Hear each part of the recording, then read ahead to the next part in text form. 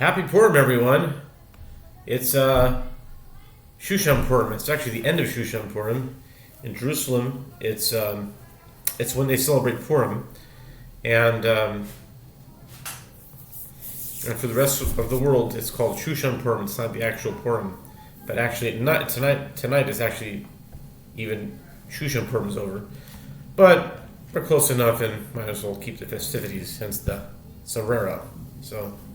Happy Purim, and let's do the Daf of Shushan Purim, which is Menachot 52, top of the page, with the words Be'afra ein Mo'alin. And I went to someone named Mo'alem, which is very interesting. Mo'alin, and sometimes Nun and Mems are interchangeable. That's interesting. That's prophecy of the Daf right there. Be'afra ein mo'alim. But if one derives benefit from his ashes, one is not liable for misusing consecrated property. Interesting. It's fascinating. Mo'alem. Mo'alin. That's neat. See, I'm going to gematria trip that I would even gematriatize that. I'm looking to basically understand every word. With regard to the red heifer, we're talking about the red heifer. One is not liable to bring an offering for misusing consecrated property to derive benefit from its ashes. That's what we're talking about. Okay? It is clear from the Braita that by Torah law, one is not liable for misuse of consecrated property if he derives benefit from the ashes of a red heifer. Amar Rav Ashi. Rav Ashi said, Shtei Takanois Havo. Just one moment. Okay, Amar Rav Ashi. Shtei Takanois Havo. L'Raisa Bo Mo'alin. Be'afrei Mo'alin. Mo'alem. Mo'alin. Kevan Dechazo. Deka. Rav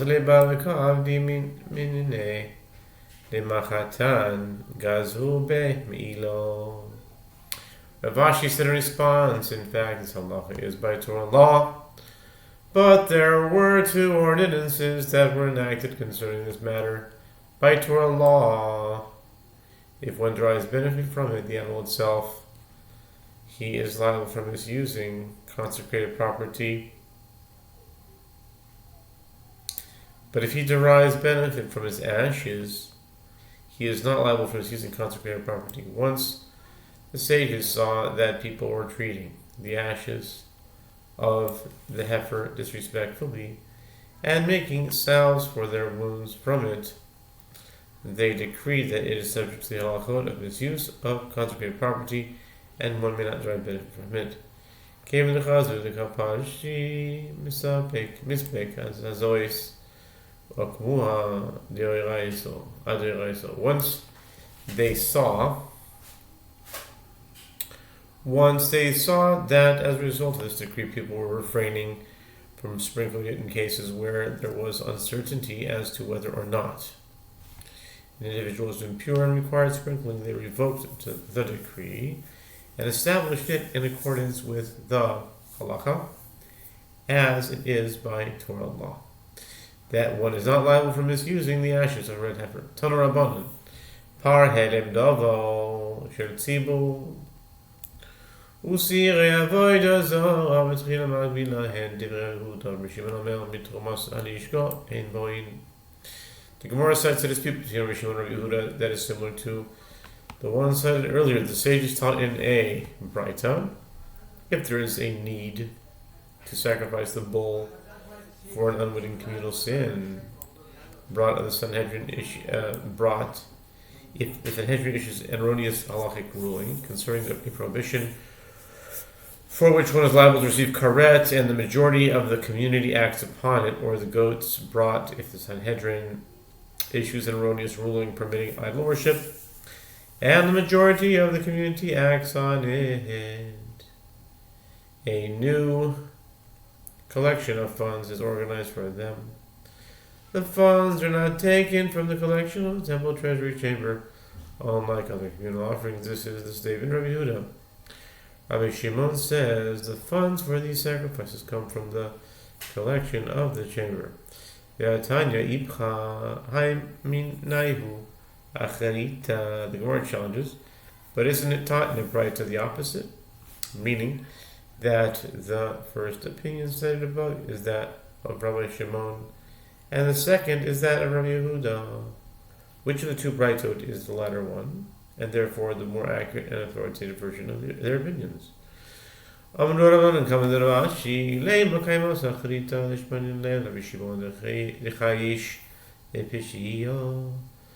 The sages said the following before Rav Ashi. Let us say that the first Braita cited above is the latter one, and we have heard that Rabbi Shimon is concerned about the possibility of negligence, just as Rabbi Shimon was concerned above that the heirs of the high priest would not provide the funds for the griddle cake offering. It is reasonable to assume that he would be concerned that people would not contribute to a new collection, and therefore the funds are taken from the collection of the chamber. Amar Ravashi, afilu tema basraiso achrito ki kachayo shel Shimon b'shio mirso tires pluka pora b'gavei b'mirsodis pluka pora b'gavei lochaya shel Shimon b'shio. Ravashi said to the sages, you may even say that the latter Braita cited above is the latter and more authoritative one. When Rabbi Shimon expressed that he is concerned about the possibility of people acting with negligence, that was only with regard to a matter that does not provide them with atonement. For example, the griddle cake offering of the seaside priest. But Rabbi Shimon is not concerned about the possibility of negligence with regard to a matter that does provide them with atonement. For example, sin offerings. My Havi, the Gemara asked, in light of the fact the discussion above was inconclusive, what conclusion was reached about it? Which Braita is later and more authoritative? Amar lei Rabazuti Ravashi Toshma de Tanyas Korban Nachmini Shanech Devuhi Tishmeru Lakrivi B'Moado the Rabbi is par Helem Davo Sherziu Sire Voyezore Shiboy Mitumas Elishko Divrei Rabbi Shimon Rabba Zuti said to Ravashi, come and hear a resolution as it is taught in a Braita. The verse concerning the daily sacrifice, command the children of Israel and say to them, my food as presented to me for offerings made by fire, of a pleasing aroma to me, that you shall observe to sacrifice to me in its due season. Numbers 28, verse 2.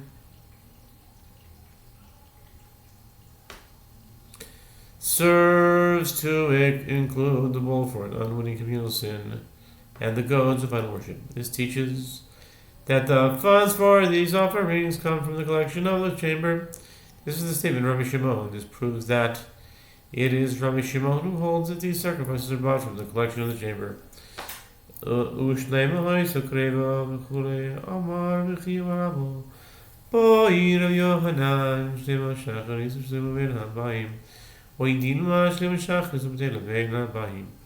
Mishnah teaches, and for the duration of the period until a new high priest is appointed, the griddle cake offering was sacrificed as a complete tenth of an ephah of fine flour.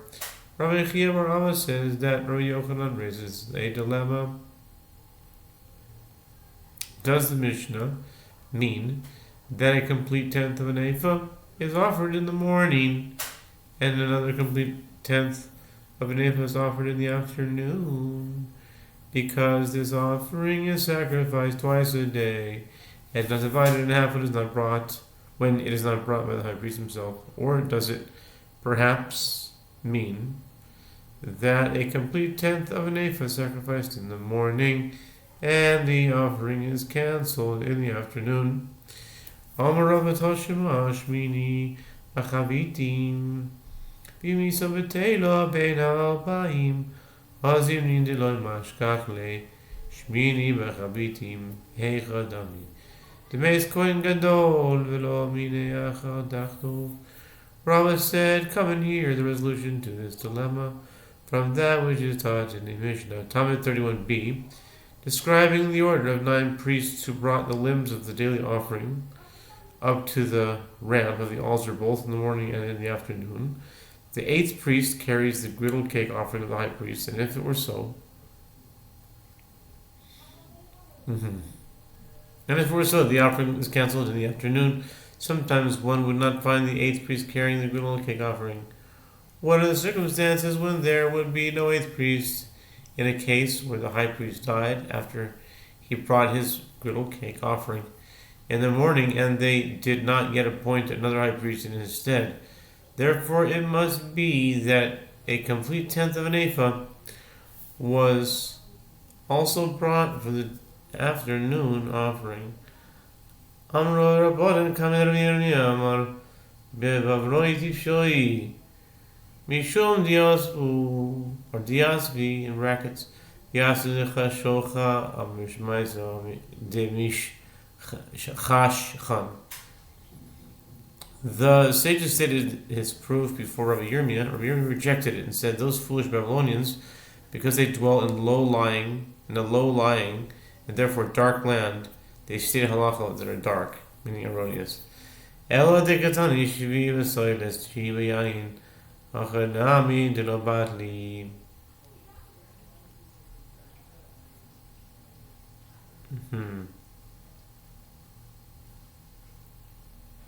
Rather, with regard to that which the same Mishnah teaches, the 7th priest carries the fine flour for the meal offering component of the daily offering, and the 9th priest carries the wine for the libations that accompany the daily offering.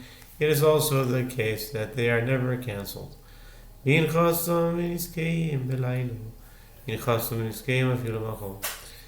is not correct, as it is derived from the verse, their meal offering and their libations, Numbers 29:18, that these items may be sacrificed even at night. Despite the fact that the daily offering, the accompany, must be sacrificed during the day, similarly the phrase, their meal offering and their libations, indicates that these items may be sacrificed even next day, see 44b. Under those circumstances, there would not have been fine flour and wine brought by the 7th and 9th priests at the time of the daily offering. Ella, de'ilo katani hachanami, de'ilo katani. Rather, one must explain that the Tana does not teach cases of what if, and is speaking only about the typical case. So too with regard to Rava's proof from the Mishnah, it is not compelling because the Tana does not teach cases of what if high priest dies and his successor has not yet been appointed. Ahad Ruha Kamid Rava Amr Mibi Shutin Amri Kamayu Mitevutin Lo Amri Kamayu. The sages then brought Rabbi Yirmiyah's analysis for Rava. Rava initially said to them, you state our inferior statements, which can be refuted, before the... One moment, I need to pause this.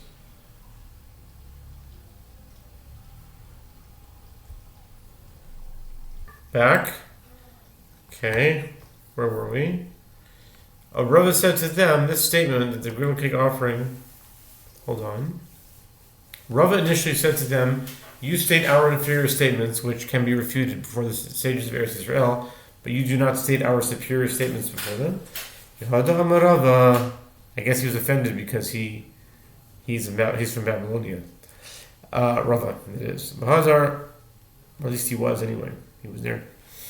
Bahazar Marava haninamim tevutin he amar kra soiles mincha tamid harehi lechak minchas tamidim. And Rava then said to them, this statement that the griddle cake offering is sacrificed twice a day, even if there is no high priest, is also one of our superior statements. As the verse states concerning the griddle cake offering of the high priest, fine flour for a meal offering perpetually, tamid, half of it in the morning and half of it in the evening, Leviticus 6:13. This teaches that the griddle cake offering of the high priest is like the meal offering component of the daily offerings, tamidim, and must be sacrificed in the morning and the afternoon, even if the high priest died and was not yet replaced. My Havilah, Amar Nachman Yitzchak, Zashumad Tanya, Shlema Shacharis, Ushlema Rambayim. The Gemara asks what halachic conclusion was reached about this matter. But Nachman Yitzchak said, coming here, a resolution to Rabbi Yochanan's dilemma as is taught in a explicitly in Brisa. If the high priest died and was not yet replaced, a complete tenth of an ephah is sacrificed in the morning, and another complete tenth of an ephah is sacrificed in the afternoon. Amar Rabbi Yochanan Pligi ba Abba Yossi ben Dostai v'Rabbanan. Rabbi Yochanan says Abba Yossi ben Dostai, and the rabbis disagree as to the amount of frankincense brought with the griddled cake offering of the high priest. Abba Yossi ben Dostai Omer Mafrish la Shne kemotzim shelavoino komis shachris ukomis ben albayim v'Rabbanan amrim mafrish la koimitz echod chatzi koimitz shachris v'chatzi koimitz ben albayim. Abba Yossi ben Dostai says the high priest separates 2 handfuls of frankincense for his griddled cake offering each day. 1 handful for his morning offering, and 1 handful for his afternoon offering. And the rabbis say the high priest separates 1 handful of frankincense each day. For his griddled cake offering, he divides it in half, and he brings half a handful for his morning offering, and half a handful for his afternoon offering. Abba Yossi ben Dostai Sova, Lo Yashachon Chatzi Koimitz Dikorev, Erwan Savi Lo Yashachon Son Neboi Shnei Kamotzim. The Gemara clarifies the regard to what principle do they disagree. Abba Yossi ben Dostai holds that since one does not find a case where the Torah explicitly states that half a handful is sacrificed, he brings a complete handful for each offering. And the rabbis hold that since one does not find a case where the tenth of an ephah requires 2 handfuls of frankincense, he brings only 1 handful and derives it between the 2 offerings. By Rabbi Yochanan, Kohen Gadol Shemes v'lo minu acher tachtov. So here's an interesting question, Rabbi Yochanan. Having discussed the quantity of frankincense that is generally brought with the griddle cake offering, the Gemara now addresses a case where the high priest died. Rabbi Yochanan raises a dilemma. In the case of a high priest who died and they did not appoint another in his stead, continue on 52b.